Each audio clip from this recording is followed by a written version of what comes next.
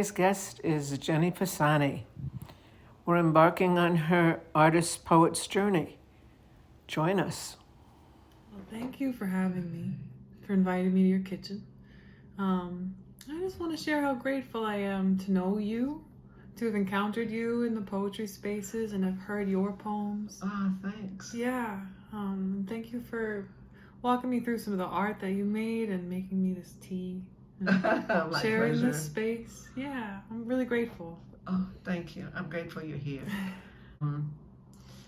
So your poems are very evocative, and I wondered if you wanted to share a little bit about how you write them, why you write them, where you found them inside of yourself, or with some of the things that you've experienced in your life. Okay, so I think there's a few different answers to that question. We were talking before about being a sensitive person, right? Right. And I think I've always been very sensitive in ways where like I just feel a lot. I've always felt a lot, and I've also been through a lot of specific experiences that were dense, that needed time to process. And so being a highly sensitive person, going through those things and just existing in the world we exist in now, there's so much to make sense of that doesn't make any sense.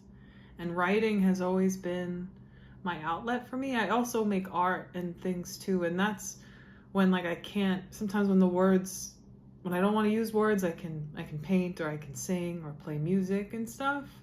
But at the core of me, writing is always the way that I really can process the thoughts and the feelings I have. And sometimes poems, I started really learning more about what poetry could be when I was in college. I had a wonderful professor, Professor Patricia Smith. She's kind of touched many of our lives in the community. Like if you talk to people, they'll mention her. Yeah. I didn't have the privilege of knowing her, so. She was teaching at the College of Staten Island for a while. Now she's moved. I don't think she's here anymore, but she brought in many different poets who were performing in New York City and across the board. And so that really woke up the poet in me in a way, even though I had been writing before then. She helped me find my voice.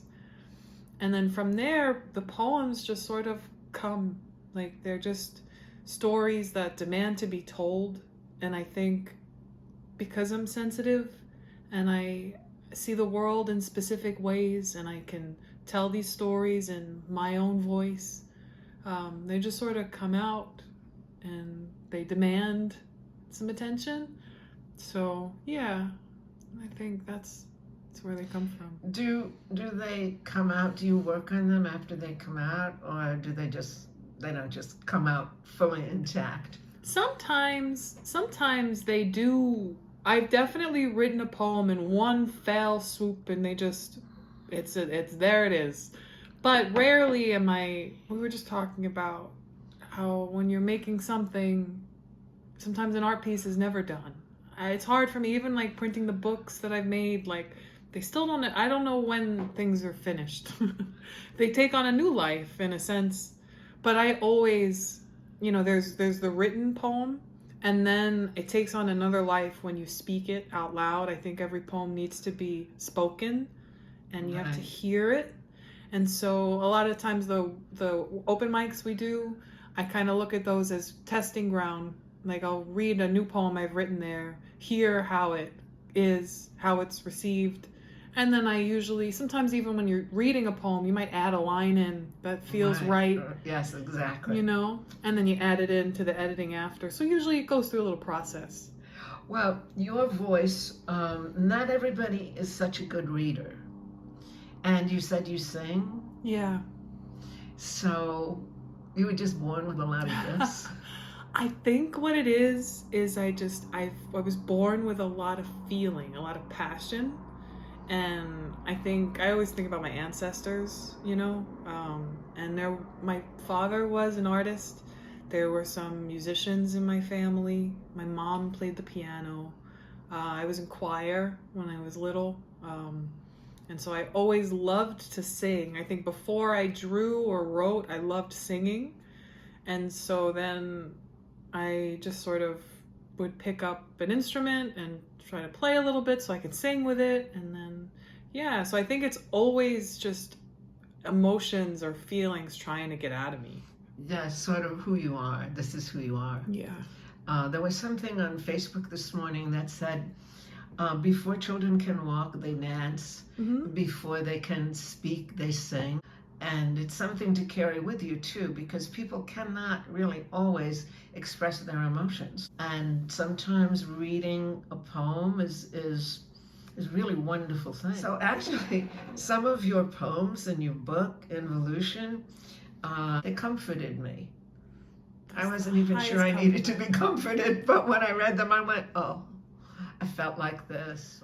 And my artist poet journey, I've come to feel like part of what my purpose is as that artist or poet is you're really just like a transmission.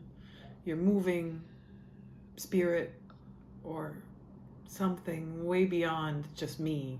It's moving through me, through the words or through the painting or the song. So when it's received in that way, that means that, the job was done. This is Rhoda Pierce for the Storytellers Lounge. This has been part one of our conversation with Jenni Pisani. Jenni, I don't know how to thank you for basically sharing your heart with us. Please stay tuned for parts 2 and parts 3. In part 2, Jenni talks about her time as a Peace Corps volunteer. And in part 3, Jenni will read 3 of her poems from her book, Involution. Thanks so much for watching the Storytellers Lounge. Please stay tuned.